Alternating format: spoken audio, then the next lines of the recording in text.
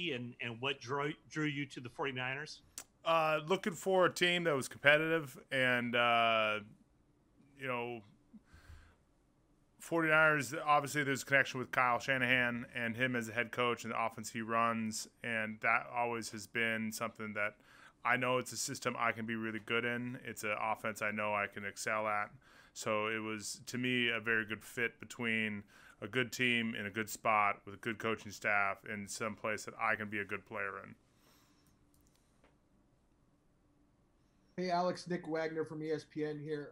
Following up on that, in what ways does Kyle Shanahan's offense fit what you do and vice versa? I've been on that offense before, so like I've done those plays. I know how it fits together. I enjoy running the ball.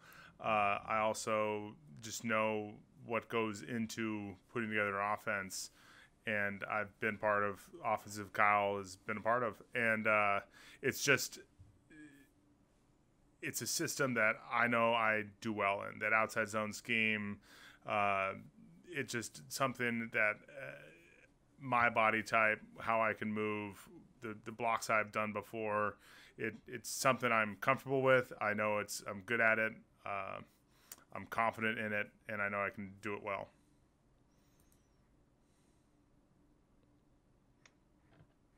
Hi, Alex. We've heard throughout the years that Kyle Shanahan prefers a veteran center anchoring that offensive line. Can you explain to us what a veteran center can do that maybe a younger guy, a guy who hasn't had a lot of NFL experience, might struggle to do at least initially in his career?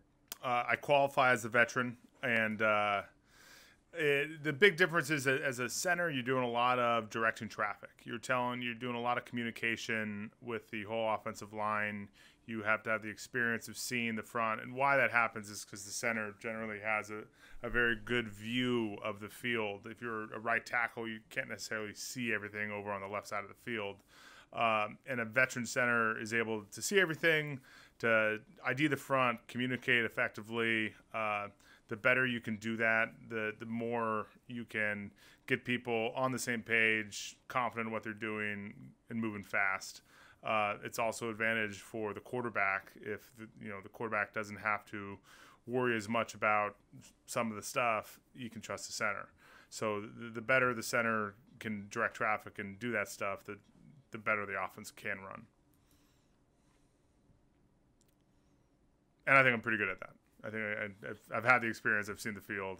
I can make some calls. I've done that before. Hey, Alex, Eric Branch with the San Francisco Chronicle. My wife went to San Marcos, but I went to Santa Barbara High, so I hope you'll accept my question. Go Royals. Yeah, go Dons. Hey, this was like widely predicted, maybe months ago.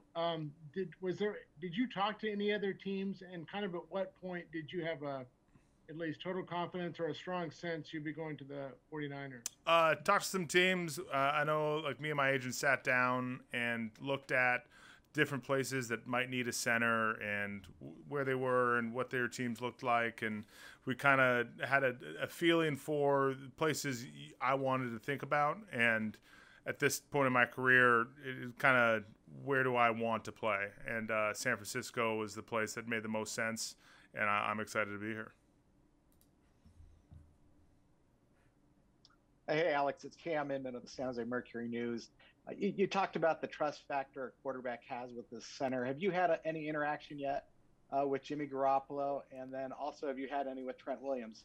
I have not on either of them. I know Trent reached out early on and was fired up, and I thought that was pretty cool. So I'm excited to be on the offensive line with him and just the energy he brings and the player he is. And Jimmy, I haven't talked to him yet either, but excited to be on the team and help contribute. Just kind of, I'm Jennifer Lee Chan with NBC Sports Area. Just kind of going back to Trent Williams being on the line with you, how much excitement does that bring to what you can do on the field with him, and then also great blockers like George Kittle and Kyle Juszczyk? I mean, we have a lot of talent on this team, and that's something that I got excited about. I'm fired up to be able to join those guys, and I know what they bring and the energy they have, and what we can do as an offense if we're all on the same page, on the field, healthy, rolling. And that's what I want to see. Hi, Alex. David Lombardi from The Athletic. Back to the night that Trent reached out to you. That was kind of a wild night, obviously, with him signing and then the news that you were planning to sign broke. Were you awake when he shot that Instagram tag at you? And how'd you... I generally don't wake up at 4 a.m. Sorry, I cut you off. What was the end of your question?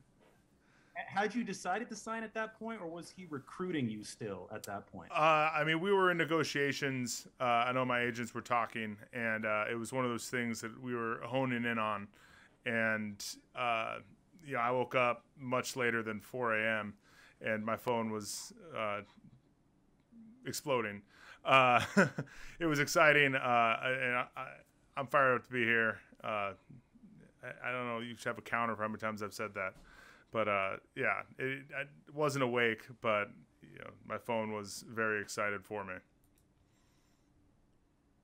Hey, Alex, Jake Hutchinson, KNBR. In addition to being your third time with Kyle, it's also your third time with Mike McDaniel. What's your level of excitement being back with him and seeing him in the OC role? Mike's always been part of this offense. I know he knows that backwards and forwards, and I know the energy he brings and how hard he works. So I'm excited to have him on board and him to be here and to help out and be part of the team. Hey, Alex, I'm sure you'd said luck has something to do with it, but you have stayed relatively injury-free, at least, not injuries that have kept you up. Some wood somewhere around here. At least not injuries that have, haven't kept you off the field. I'm sure you played through stuff.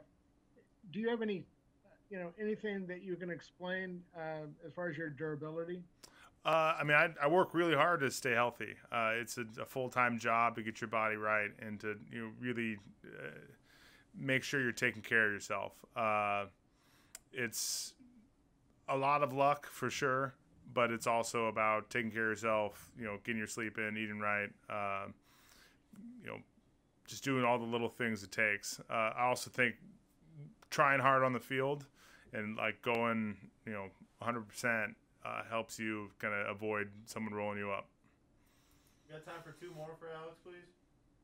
Hey, Alex, obviously at 35 years old and your experience level, you're not the same player you were when you broke into the league. I'm sure you've gotten better in some areas and whatever else. I know, and I don't know if you would even look at this stuff, but Pro Football Focus has had your grades kind of dropping over the last 3 years.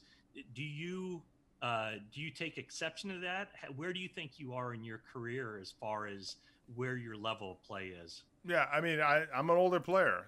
There's no denying that. But I do feel like I play well. I think my film has been good. I felt good doing it. I think I can be great in this system. I don't know exactly what goes into the PFF grades, but I know I can help contribute on this team. I know I can still play this game. I know I can be a good player. Alex, following up on that, a lot of accomplished offensive linemen seem to be playing later into their careers. Guys like Andrew Whitworth. Trent Williams says he wants to play till he's almost 40. Have you given thought to how much longer you want to do this, or is that a year about your proposition? I don't think I'll make it to 40.